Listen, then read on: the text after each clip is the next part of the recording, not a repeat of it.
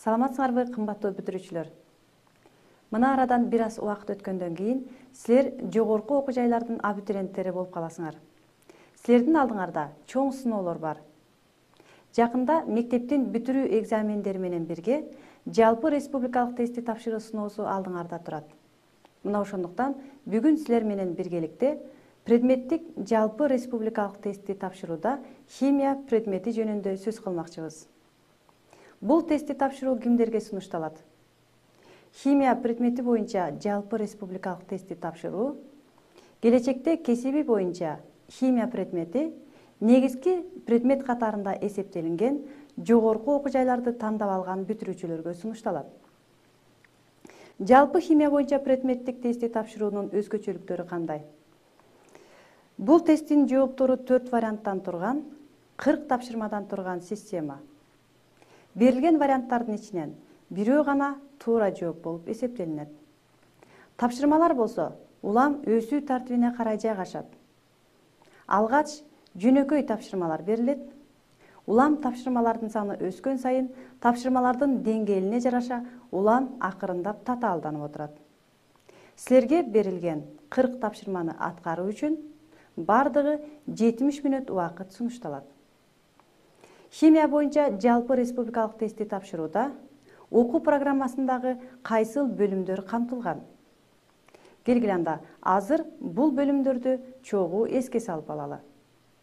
Биринчи бөлүм алгачкы химиялык түшүнүктөр жана химиянын негизги закондору. Буларга заттардын курамынын туруктуулук закону, заттардын массасынын сакталуу закону, Авогадро закону жана мезгилдик закон кирет. Экинчи бөлүм химиялык реакциялар. Буларга химиялык реакциялардын белгилери, жүрүү шарттары жана типтери, химиялык реакциялардын ылдамдыгы, кайталануучу, кайталанбоочу реакциялар, химиялык реакциянын жылуулук эффекти, кычкылдануу, калыбына келүү реакциясы, электролиттин эритмесинде жүрүүчү реакциялар. Үчүнчү бөлүм заттардын түзүлүшү. Буларга атом, молекула, иондордун ортосундагы байланыштардын пайда болушу, химиялык байланыштын типтери жана кристалдык торчолор, химиялык элементтердин мезгилдик таблицасындагы мезгилде жана топчодо жайгашкан элементтердин касиеттеринин мезгилдүү өзгөрүүсү кирет. Төртүнчү бөлүм жеке заттардын түзүлүшү, касиети жана колдонулушу кирет. Бешинчи бөлүм органикалык заттардын химиялык түзүлүш теориясы, органикалык бирикмелердин класстары. Алтынчы бөлүм эритмелер, электролиттик диссоциация, ион алмашуу реакциясы. Жетинчи лабораториялык эксперимент. Сегизинчи бөлүм химиядагы эсептөөлөр, молекулалык жана малярдык масса, заттын саны, заттын эритмедеги массалык үлүшү, заттагы элементтердин массалык үлүшү, газдардын малярдык массасы, химиялык реакция учурундагы газдардын көлөмдүк катыштары. Химия боюнча тестирлөө убагында силерге кандай суроолор берилет? Тест убагында силерге ар кандай типтеги суроолор берилет. Азыр силер менен биринчи типтеги суроонун түрү менен таанышып көрөлү. Бул суроонун жообу 4 варианттан турат. Анда суроого көңүл бурсаңар. 2 метил бутанда канча көмүртек байланышы бар? Жоопторго көңүл бурсаңар. А варианты 3, Б варианты 4, В варианты 5, Г варианты 6.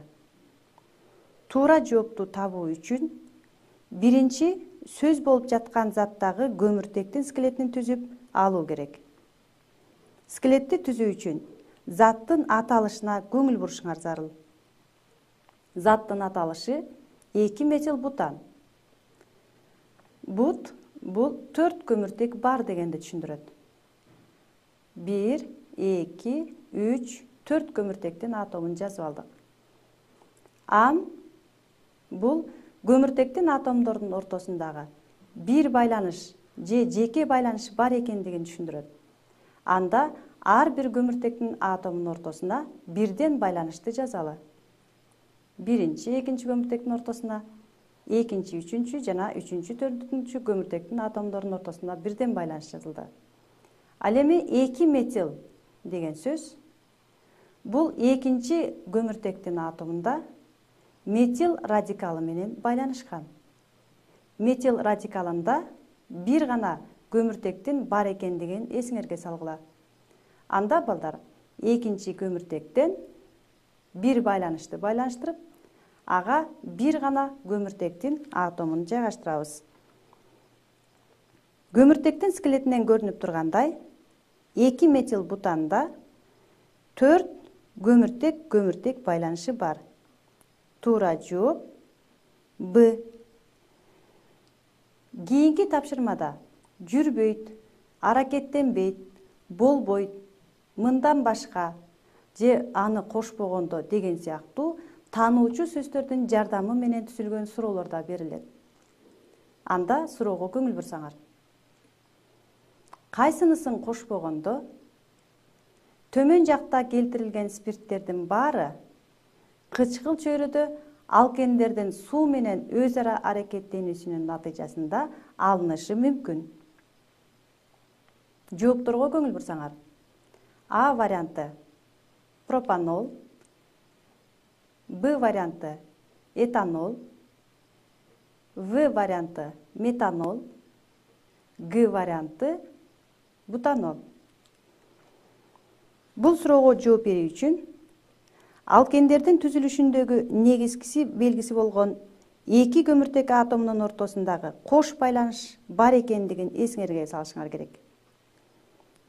Мисалы, пропанол спиртине туура келген алкен пропилен. Анда 3 көмүртектин атому бар.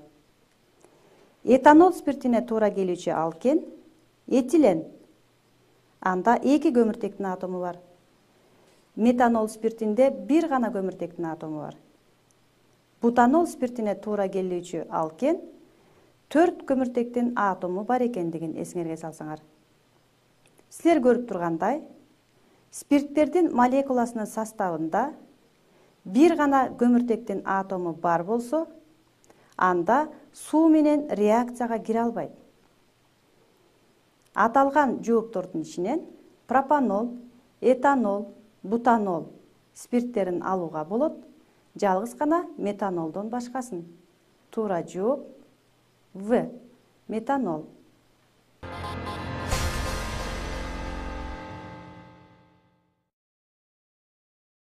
Тапшырмалардын дагы башка түрлөрүнө көңүл буралы. Материалдардын мазмунуна анализ жүргүзүүгө арналган дагы тапшырмалардын түрлөрү бар. Ал 1, 2, 3, 4 деген сыяктуу рим цифралары менен белгиленет. Ал эми жооптору адаттагыдай эле А, Б, В, Г варианттары менен берилет. Мисалы, төмөндө келтирилген кайталануучу реакциялардын кайсылары үчүн тең салмактуулуктун бир тарапка жылышы температура жогорулаганда да, реакция чөйрөсүнөн күкүрттүн 4 оксиди чыгарылганда да камсыз болот. 1, 2, 3, 4 деген рим цифрасы менен белгиленген кайталануучу реакциялардын теңдемелери берилген. Суроого жооп берүү үчүн берилген теңдемелердин ар бирин анализдеп көрөлү. Суроого көңүл бурсаңар, тең салмактуулукка таасир эткен 2 фактор көрсөтүлгөн. Биринчиси температуранын жогорулашы, экинчиси күкүрттүн 4 оксидинин концентрациясынын азаюусу. Биринчи факторго көңүл буралы. Температура жогорулаганда тең салмактуулук кайсыл тарапка жылаарына көңүл бурсаңар. Биринчи жана экинчи реакцияга көңүл буралы. Биринчи жана экинчи реакция эндотермиялык реакция болуп саналат. Башкача айтканда, жылуулукту сиңирип алуу менен жүрөт. Ошондуктан дельта Q 0-дон кичине болот. Бул учурда температурага жогорулагандыктан тең салмактуулук оңго жылат. Азыр 3-чү жана 4-чү реакцияга көңүл бурсаңар. 3-чү жана 4-чү реакция экзотермиялык реакция болуп саналат. Башкача айтканда, жылуулукту бөлүп чыгаруу менен жүрөт. Ошондуктан дельта Q 0-дон чоң болот. Бул учурда температурага жогорулаганда тең салмактуулук солго жылат. 3-чү жана 4-чү мисалда. Экинчи фактор. Күкүрттүн 4 оксидинин концентрациясынын азаюусуна байланыштуу. Биринчи реакцияга жана 3-чү реакцияга көңүл бурсаңар. Күкүрттүн 4 оксиди реакцияга чейинки баштапкы зат болуп саналат. Бул учурда реакциянын сферасында күкүрттүн 4 оксидинин концентрациясы азайгандыктан тең салмактуулук солго жылат. Экинчи реакцияга жана 4-чү реакцияга көңүл бурсаңар. Күкүрттүн 4 оксиди реакциянын натыйжасында продукты болуп саналат. Бул учурда тең салмактуулук оңго жылат. Бул эки фактордун таасиринде температуранын жогорулашы жана күкүрттүн 4 оксидинин азаюусу аркылуу мындай жыйынтыкка келүүгө болот. Бул эки фактордун окшош таасиринин натыйжасында тең салмактуулук 2 жана 3 мисалда бир тарапка жылды. Мисалы, экинчи теңдемеде эки фактордун таасиринен тең салмактуулук оңго жылды. Ал эми экинчи теңдемеде эки фактордун тең таасиринен тең салмактуулук солго жылды. Туура жооп В. Атом кандай бөлүкчөлөрдөн турат? Заттын санынын бирдиги эмне эсептелинет? Берилген заттардын кайсынысы оксидтерге кирет? Берилген заттардын ичинен этил спирти кайсынысы менен аракеттенишет? Ошондой эле айрым заттардын физикалык касиеттерин эстетүүчү суроолор же болбосо органикалык жана органикалык эмес заттардын топторунун сапаттык реакцияларын аныктоочу, деги эле фактыларды эске салуучу суроолор, реакциялар тестке киргизилбейт. Мисалы, мезгилдик закон канчанчы жылы ачылган? Кычкыл чөйрөдө лакмус кандай түскө өтөт? Фенолду сапаттык аныктоо үчүн кайсы зат колдонулат? Тесттик тапшырманы аткарууда айрым маалымат берүүчү материалдарды колдонсоңор болот. Мисалы, химиялык элементтердин мезгилдик системасын көрүп турасыңар. Бул түссүз формасы. Таблицадагы топторго көңүл бурсаңар, А жана Б топчолору белгиленген эмес. Ошондой эле туздардын, кислоталардын жана негиздердин суудагы эригиштигинин таблицасы жана металлдардын активдүүлүгүнүн электрохимиялык катары. Эсептерди чыгарууда маселелер, жөнөкөй арифметикалык эсептөөлөр ОЗЕКи эсептеп чыгарууга ыңгайлаштырылып түзүлгөндүктөн силерге тест убагында эсептөөчү техникаларды колдонууга тыюу салынат. Химия боюнча тестке даярданууда кайсыл окуу китептерин колдонсоңор болот? Химия боюнча жалпы республикалык тестке даярдануу учурунда силер мектеп курсунда окуп жаткан бардык окуу китептерин колдонсоңор болот. Анткени окуу китебинде берилген материалдардын мазмуну тесттин суроолорунун мазмунун толугу менен камтый алат. Биз силер менен кийинки жолугушуубузда химия предметиндеги эң негизги орчундуу деп эсептелинген айрым көңүл бөлүп карай турган мисалдарга, маселелерге көңүл бурабыз. Анда эмесе кийинки жолугушканга чейин саламатта болгула.